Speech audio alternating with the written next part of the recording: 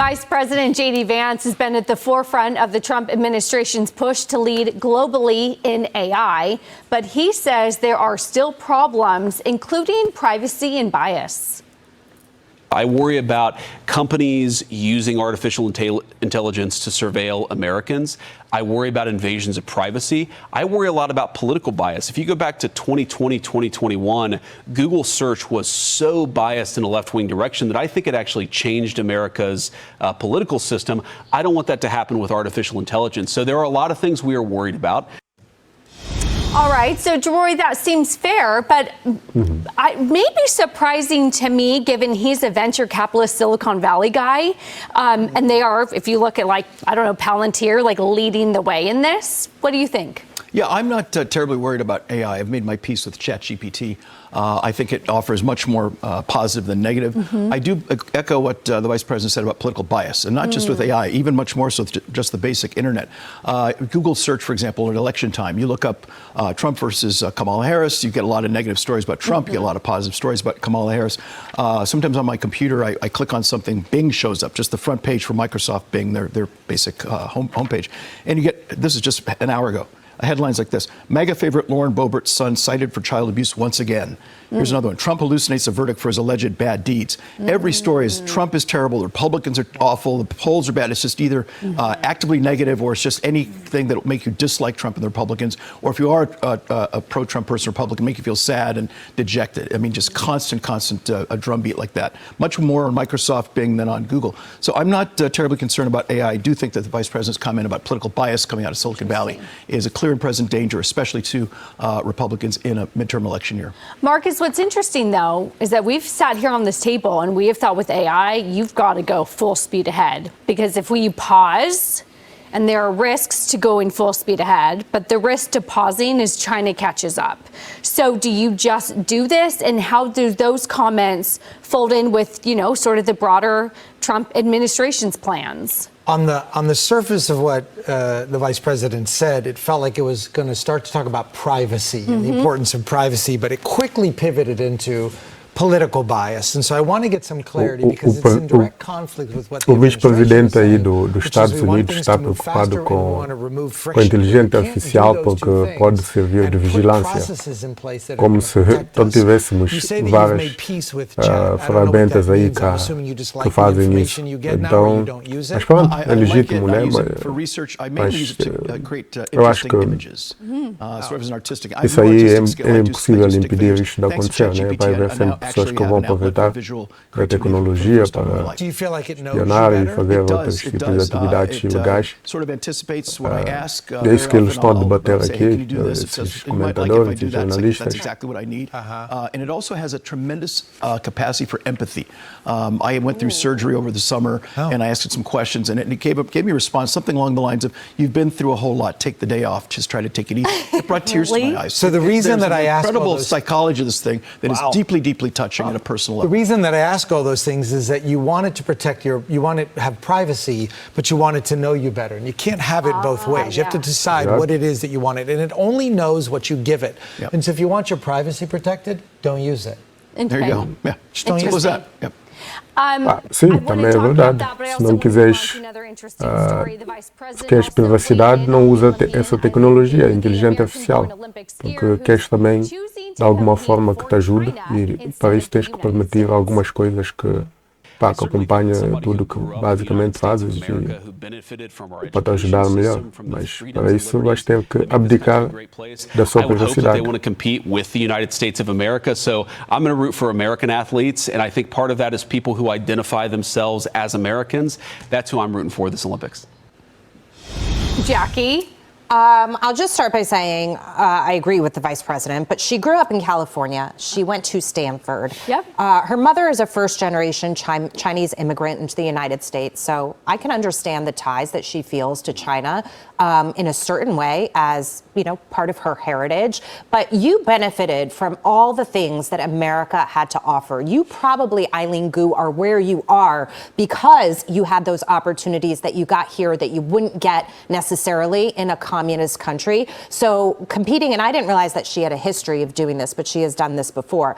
Competing, it's kind of like when the actors and actresses say, well, I don't like who won the election, so I'm going to move to Ireland, or I'm going to move to England. I don't want citizenship in the United States anymore. I want dual citizenship so I can get out of here. You can't take from the system, and then all of a sudden when you don't get your way, throw a tantrum and say, okay, I'm out because I didn't get what I wanted. Now that's not exactly what's happening here, but still, if you want to compete from China, go live in China. Brian, we have followed the money on this, and she's getting good money from China too. Oh yeah, she makes a lot of money here. Let's just be clear. It's kind of mercenary. I don't mind people making money. I don't love that. You know what's so crazy though about this moment is if you support the America First agenda, you're likely to be called a Nazi or some derivation at some point in your life. But if you go work for the communists, the media will call you a hero. How crazy is this moment? I know. Like, you got to know in life who to cheer for and who to boo, okay?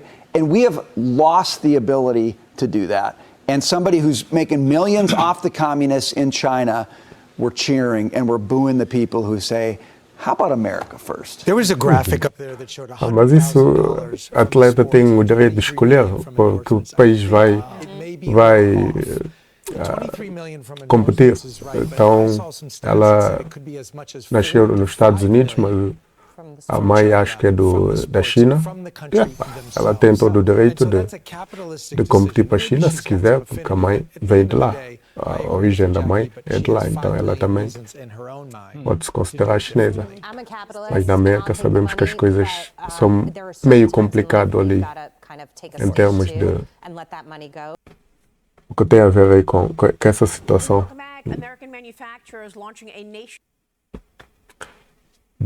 dos imigrantes, descendentes de imigrantes. For America's 250th birthday, President Trump, of course, has prioritized manufacturing in America with a focus on tariffs, energy dominance, and pro-growth tax policy aimed at boosting competitiveness and lowering the cost of business. The National Association of Manufacturers kicking off its 2026 State of Manufacturing Tour tomorrow, spotlighting tax policy, permitting reform, workforce development, energy, and trade. Joining me now to talk more about it is... O Trump está decidido mesmo a trazer toda a produção de volta para os Estados Unidos, porque viu que os Estados Unidos depende muito de serviços, já não produz quase nada. Então, começar a trazer aí algumas empresas de volta para produzirem nos Estados Unidos. The National Association of Manufacturers President and Está a fazer para o país CEO, dele. Jay Timmons. Jay, great to have you. Criar uma estratégia Thanks so much for para being here. So voltarem tell a us about the big tour ser tomorrow. Yeah, well, we kick off at the Rock and Roll Hall of Fame in my home state of Ohio. Last time you and I were together, Maria, was at the Reagan Library, and we had Air Force One behind us, and the Reagan era was really a time where we just kicked off America's great competitive advantage, and I think we're at that moment again, and I really can't wait to talk to folks all over the country about where we are at this moment, right before our 250th anniversary. And of course, President Trump has been behind a lot of this time around, and he is prioritizing getting supply chains to America. What has that meant to manufacturing right now? What kind of changes have you seen since the president has used tariffs to get companies to build it here? I want to rewind the clock just a little bit to 2017 because President Trump announced his tax plan at the NAM Board of Directors meeting. And he said at that time that if we got tax reform done, that would be rocket fuel for the economy. It absolutely was. We had record investment, job creation, wage growth. Folks were waiting to see what happened this year, or last year rather, to see if the tax bill got renewed. It did. And I think that unleashed a lot of pent-up optimism. Regulatory modernization has helped with that. On the trade front, we're waiting for some more certainty to see where the tariff policy shakes out. Obviously, the president likes tariffs. We get that. We understand that. We just want to see where that's going to land to give us the certainty we need to make those investment decisions for the future. Well, I mean, he's talking about $18 trillion of new money that he has been able to lure into the country. Is the policy framework then in place now for a sustained reshoring of American manufacturing, do you think? Or you're still waiting on on tariff news? Yeah, so I think the framework, I think that's a great word, actually. I think the framework is there, and we've got all the details in place for taxes and regulation and energy dominance, right? He's been so forceful and effective on that. Trade is still a little bit up in the air. Look, we're looking at the USMCA trade agreement, for instance, and the renewal of that later this year. That's going to be really important for decisions that are made here in America. So, that's the one point that I think that we're waiting for certainty on, but everything else is looking really good. It's a very good point because USMCA is the U.S., Canada, and Mexico, but now President Trump is doing bilateral deals. He's doing U.S., Canada, U.S., Mexico. It's not going to be combined the way that it was. Well, how does that change? So you're giving me some inside information because we're waiting to see where that's going to shake out, right? We'll it still could be a trilateral, could be a couple bilaterals, but look, he's got to get some concessions, which I think is important. We've seen a lot of Chinese companies figuring out how to go around the current agreement, and we need to make sure that those transshipments are under control and that we are truly manufacturing in North America with North America U.S. companies here in this region. Yeah, where I got that was Jameson Greer. Yeah. Jameson Greer was on our program a month ago, and he told me that the president is looking at those deals in a bilateral nature. But of course, we don't know. It ain't over till it's over. That's right. He's the master negotiator. We're going to have to wait to see how he comes out on this. We'll see. So I want to talk about AI for a second here, Jay, because manufacturers are helping shape America's AI strategy as well. But AI is being implemented. We're using it and we're building it too. Tell me about that, because we have been talking about the concerns around jobs. What is AI doing on the manufacturing floor? I think AI is additive, right? There's always been, if you look back in history, I mean, you think back 100 years ago, and one of the things I'm going to say, a little breaking news here, that I'm going to say at the Rock and Roll Hall of Fame is 100 and whatever years ago, folks were really worried that radios and the phonograph were going to completely. Isso é verdade. Há 100 e tal anos atrás, a malta estava muito preocupada com os rádios, com os meios tecnológicos que estavam a surgir, que iam acabar por destruir os jornais. Disrupt the music industry. Obviously, that hasn't happened. And you've seen this narrative throughout history. Technology is added, machinery is added. That's going to disrupt jobs. It's not true. We have so many millions of jobs here in the United States. In fact, we have 433,000 open jobs today in manufacturing. So AI is additive. It allows us to be more productive. It allows us to produce more products here in the United States. And that's one of the reasons why the administration wants us to be dominant when it comes to AI in the world. And we're there to support that. We obviously need a lot of things with regard to that. So the energy supply is so critical, and that means we've got to focus on grid development and reliability. There are so many issues there as well, but I think we can do this if we all pull together, not at the national level only, but also at the state level. Well, it's interesting because the data center build out and this issue around power prices has actually become a political issue. You've got people like Senator Bernie Sanders and others who are saying, stop now, stop the data center build out because it's actually eating up too much energy. And I spoke with Peter Navarro about it on Sunday. Here's what he told me. What needs to happen, Maria, is that all of these data center builders, Meta on down, need to pay for all of the costs. Emphasize on that. They need to pay, not only pay for the electricity that they're using on the grid, but they have to pay for the resiliency that they're affecting as well. They need to pay for the water. So there's activity, action here. Eu discordo. Essas novas tecnologias têm que ser subsidiadas para irem à frente, porque não vão conseguir fazer dinheiro. Essa inteligência artificial que temos hoje em dia não vão conseguir ser lucrativos. Então, a única solução para termos essas tecnologias vai ser através de o governo intervir e colocar subsídios ali para ajudar a criar mais data centers e criarem infraestrutura. Senão, basicamente, ninguém vai conseguir competir com a China. E a China pá, as companhias lá recebem ali dinheiro para fazer o trabalho e fazem como deve ser.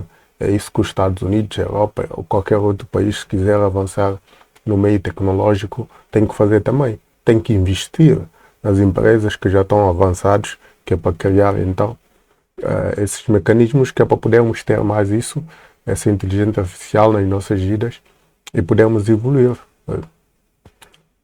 Mas aqui o jornalista está a dizer, comentadores não estão. To supercharge, the development and the growth of the grid. Well, this is very exciting, by the way, what you're doing in manufacturing and the president's agenda directing this. So tell us about the AI strategy on the factory floors, supply chains, logistic networks. Where are the jobs? So about 60% right now of manufacturers are using AI in their operations. In fact, they've used it for a number of years. Probably 80% are going to be deploying AI by the year 2030. So when we talk about 433,000 open jobs, Maria, we're talking about different types of jobs, right? So the way it has happened over the course of the history of manufacturing since George Washington outlined manufacturing as a priority for our country 250 years ago. Each generation, the types of jobs evolve, the skill sets that are necessary evolve. We're going to need more people who are trained in AI, who are trained in technology, to be able to take advantage of the benefits. And I would say this, look, we've got, as I said, 433,000 open jobs in manufacturing. Our Manufacturing Institute, led by Carolyn Lee, will tell you that we need to find people wherever we can get them. And that includes a system of legalized, reliable immigration, which means we need to make some improvements. The NAM has se o Trump quer fazer com que os Estados Unidos volte a ser uma potência em termos de produção e tudo mais, tem que deixar os imigrantes vir, tem que abrir um bocadinho as portas para os imigrantes que têm mais habilidades imigrarem para lá e criarem as coisas. Então vamos ter uma revolução nos próximos anos e quem tiver boas políticas vai estar à frente. E a China parece que está à frente, está nessa direção, está ali a tentar ser cada vez mais independente. Então vemos aí o ano lunar chinês, que os espetáculos dos robôs que fizeram ali, algo nunca visto, né? Uma coisa incrível. E sem os chips que precisam dos Estados Unidos, eles estão a criar mesmo tudo sozinho, toda a tecnologia. Vamos ver o que é que vai acontecer aí. Subscrevam-se aí ao canal, estamos juntos.